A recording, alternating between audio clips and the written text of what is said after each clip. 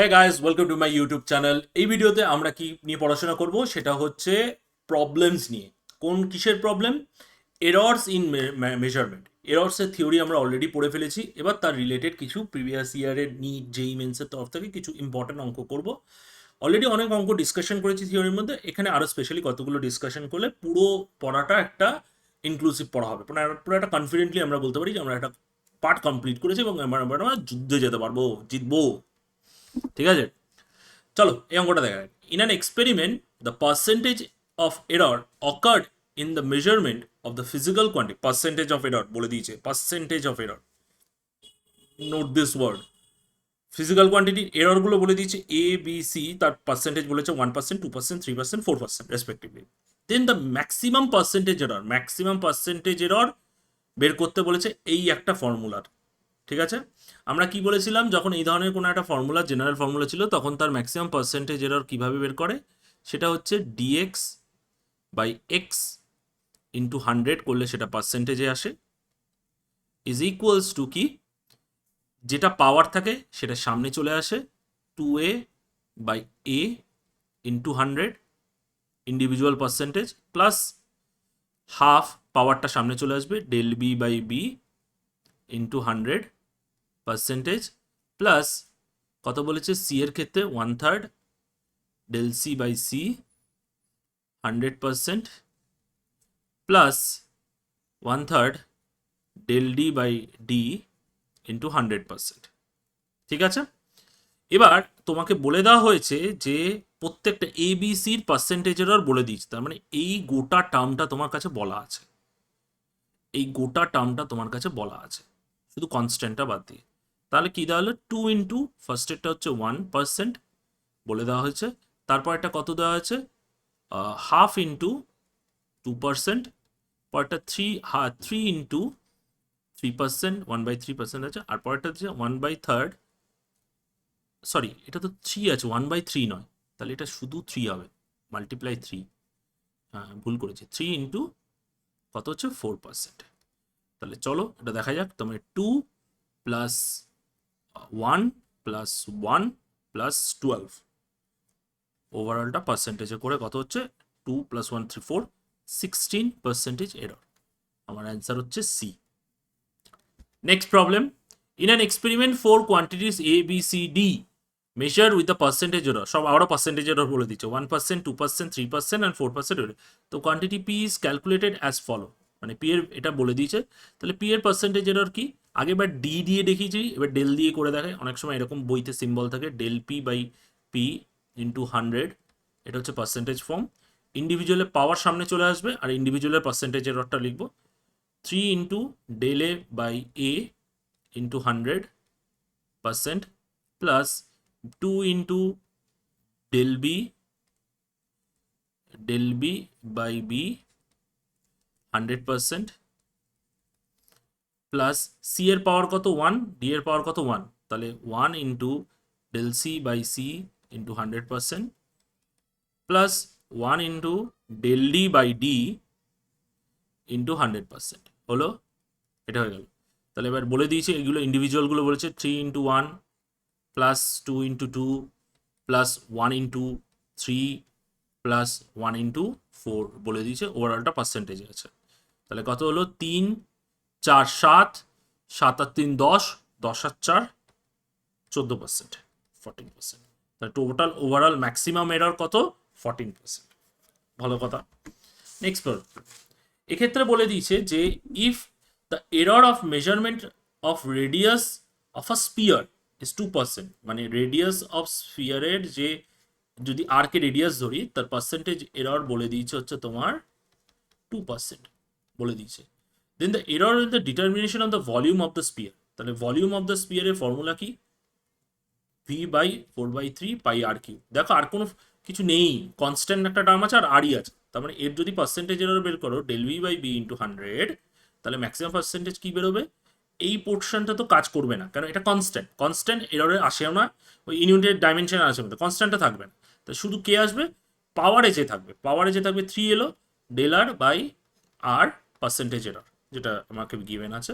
তাহলে 3 ইন্টু 2% মানে হচ্ছে তোমার 6% এরর।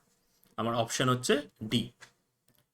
নেক্সট অপশন, নেক্সট অপশনে বলছে কি, বলছে the density of a cube is measured by the measuring its mass and the length of its side. আচ্ছা, if the maximum error in the percentage of measurement of mass and length are given 3% or 2%, the maximum error in the measurement of density, ফর্মুলাটা বলে দেয়নি তোমাকে, মাপতে কি হচ্ছে, density measure করতে হচ্ছে, ডেন্সিটি মাপতে হবে।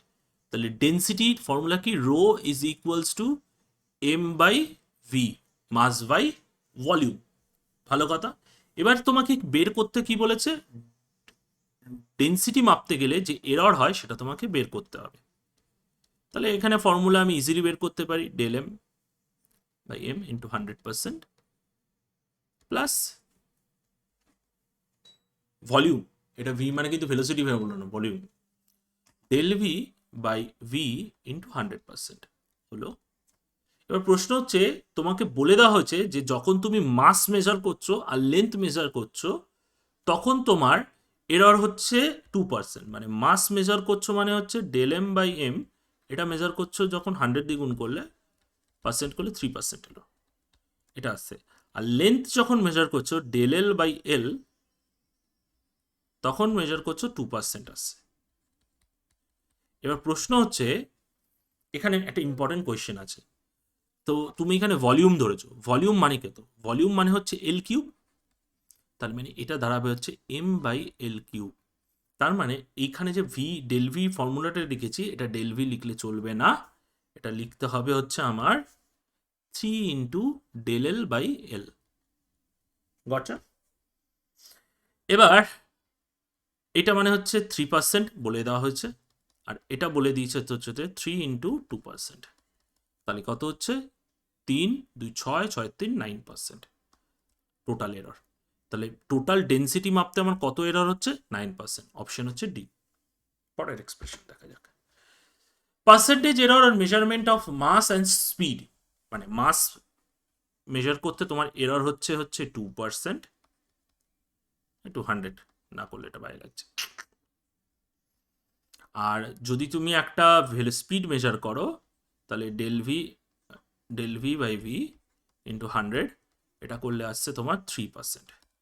ঠিক আছে, তাহলে এবার বলেছে তোমাকে কাইনেটিক এনার্জি মাপতে হবে।